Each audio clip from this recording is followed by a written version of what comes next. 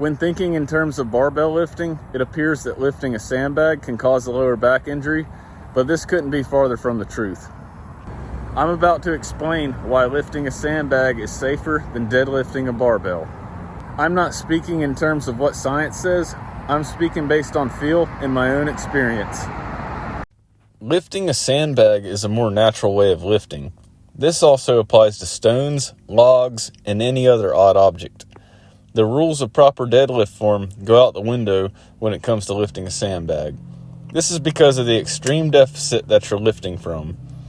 There's more range of motion involved in getting the bag off the ground. The lifting angle and shape always varies with any other odd object as well. This is the way that our ancestors had to lift and carry materials for shelter, as well as lifting and carrying big game for food. I imagine they weren't worried about keeping their chest up with a rigid spine when lifting things like that. Barbell deadlift form is too strict. I love the exercise, and it's one of the exercises that I've been better at than others, but with minimal room for error, especially with the heavy weight, the risk of injury is much greater, especially when you start getting tired. Rounding of the lower back is a common way people get injured from barbell deadlifting because it isolates the legs and the lower back. The weight is in front of you, and when it gets heavier, it can pull your chest down, causing your back to round. The barbell deadlift takes practice, and injuries are more common with inexperience or ego lifting.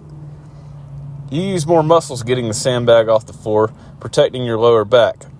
Every time you pick the sandbag up, your lower back is protected from injury because your lats, rhomboids, and your upper back and the biceps are being used to lift the sandbag off the ground. This happens naturally because of the extreme deficit that the bag is being lifted from.